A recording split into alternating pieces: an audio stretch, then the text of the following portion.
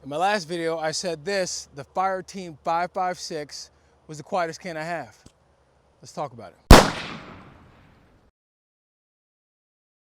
All right, guys, welcome back to episode 2 of Suppress or Die. Thank you for watching the last videos, for getting in there, commenting, liking, subscribing, doing all that. I really do appreciate you. And for, 99% of y'all got the joke. For the 2 of you that didn't, and for anybody else out there who might not get it, what we're doing here, no, you will not in fact die if you're not suppressed. Like, come on, guys. We're back out at my favorite place, hopefully your favorite place. We're back out at the ranch. They had Kalash Bash over here this past weekend, so they're resetting up all the ranges, but I was able to get in here and do what I've been wanting to do for a while, and that is a sound test. But before we get into that, let's talk about something I want to start doing going forward on my channels. Is like, hey, what is today's EDC? And today we are EDCing a Glock 17 Gen 6, and believe it or not, I have an O-Sight XR up here. It's their enclosed dot. I've been really impressed with it. You guys let me know if you want to see like a review or anything on it. I bought this with my own money, but I've been really impressed with these O-Sight sights. So something I never thought I'd say. And I got that inside a Tier 1 concealed Axis Elite. We are fortunate to have good weather. It is a little hot out today. I'm sweating like I'm in Debo's chicken coop. Get out, man.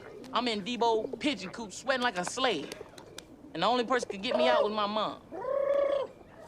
But we'll get it done. So for episode 2, we are going to do a sound comparison, something I've wanted to do for a while. And I have essentially 5 rifles out here and 5 suppressors. And we're gonna see how they each sound. All right, so today I wanna accomplish 2 goals. The first one is I wanna compare apples to apples, the Fire Team 556 to some of my other cans on 11.5 inch rifles. And the second thing I want to do is compare the 556 on different barrel lengths, because those of you who may not know, barrel length can definitely change the sound and tone of a suppressor, so I want to see that. But first, let's get into the rifles that we're going to be comparing. The first one over here is an SBR. This is a 11.5 inch Daniel Defense RIS III upper on bottom with on top of a BCM lower. This rifle is SBR, so it does have a stock on it, but yes, this is one of the 11.5s. All right, the second rifle is another 11.5 inch rifle from Daniel Defense. This is a complete SBR. It did not start out with the RIS III handguard. I changed that once they released these. The third 11.5 inch firearm, as you guys can probably see at this point in time, I really like 11.5 inches. That's what she said. Anyway, pause. Don't do that. Just buy one of them. You don't need to do this. I'm not that great with my money. Anyway, this is quickly becoming my favorite firearm. I said rifle in the last video. This is an actual pistol. This is not SBR'd. This is a Mark I from Sons of Liberty. So what we're gonna do with the 11.5 inch rifles is this. We're going to shoot each of them so you can hear what an 11.5 inch rifle sounds with this specific can. On the Mark I, we're gonna shoot this with the Fire Team 556 and the Huxworks to see the difference. This RIS II, this is a Surefire muzzle device. We're gonna shoot this one with the RC III. On the other Daniel Defense, we're gonna shoot that one with the Sandman X from Dead Air, so you can see how that sounds. Then we're gonna come over to the longer barreled rifles and see how those sound. And on those, we're gonna compare the Fire Team 556 and the Huxworks 7.62. Now, the first rifle is not actually too much longer. It is just an inch longer, just an inch, just for a second, just to see. I'm talking crazy. This is a Ripcord Industries build that I had put together. It's a 12.5 inch barrel. And then we are going to go to another Ripcord Industries build. This is a 16 inch upper. These are 5 of the rifles that I have to kind of show you the difference in sound and tone between the suppressors with barrel lengths. I know there are probably more scientific ways to do this, but this is what I got, and we're gonna have a little fun. All right, guys, that's what we're gonna do today. But as you watch this video, things I want you to pay attention to. First off, I want you to pay attention to the tone of each of these rifles. I want you to pay attention to first round pop. So that's that first round that comes out of a string of fire. Third, we're gonna look at gas in the face. Which rifle is more gassy, or excuse me, which can produces more gas back into the face. And then, finally, this is very subjective. We're gonna see which can is the most shootable, which one has the best shootability as we go forward to these cans. But yeah, sit back, relax, and let's go shoot this thing. And I know you guys are probably tired of me talking and rather see me blasting. Let's go do that. So yeah, just Hang on for a second. All right, guys, now I have a different mic set up here. Hopefully you can hear me. We're gonna get into this test. I'm about 25 yards away from a berm. I'm gonna shoot into the berm. I just want you to hear the differences between all of these rifles. And let's start with the first rifle. We're gonna go with the Exigent Defense Fireteam 5.56 on the Sons of Liberty Mark I. Now you notice no ears for this one.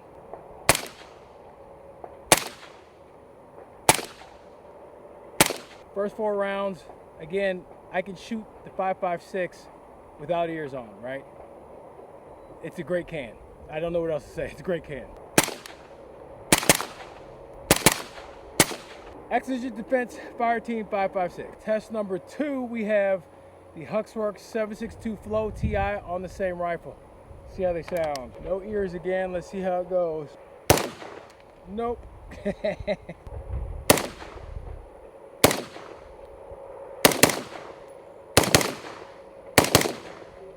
Overall, good can. Again, on the same rifle, neither of those cans have a bunch of gas back to the face, so that's good. And it's both a soft shooting rifle. I will say the 5.56, in my opinion, is a little softer shooting, but again, no gas to the face, soft shooting, even with the Hux.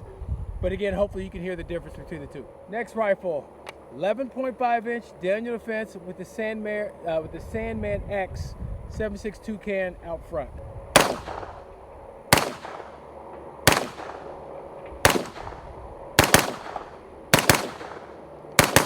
Not a bad can at all. Rifle number 3, but test number 4. This is again another Daniel Defense 11.5 inch barrel, and we have the Surefire RC3 up there.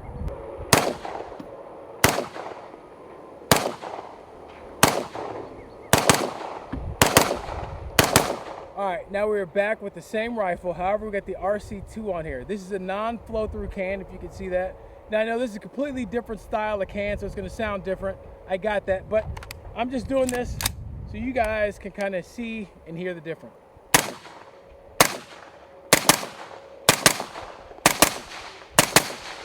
And just for you guys who may not know the difference or see the difference, the recoil impulse, far more violent than these other, flow through or low back pressure style cans.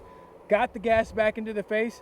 And then something else, the barrel heated up a lot quicker, right? And I know this is second string of fire, but the barrel, I could definitely feel it getting hotter quicker than the other rifles. Back again with the Exigent Defense Fireteam 5.56.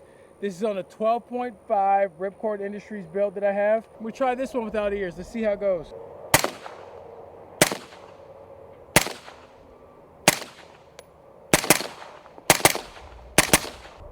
Guys, it's fantastic. All right, we are back with the 11.5. Got the Huxworks on here now.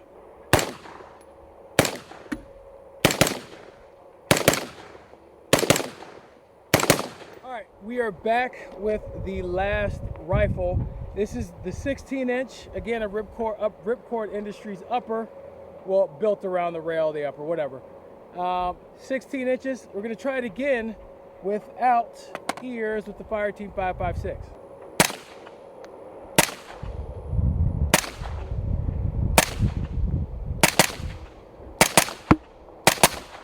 Last 10 rounds of the day, and that's never any fun, but let's finish this test up. Let's see if you can hear any difference, or if I can see if I can feel. I know I'm going to hear a difference. I already know that. I just want to see the feel of the rifle as I shoot, so let's do it.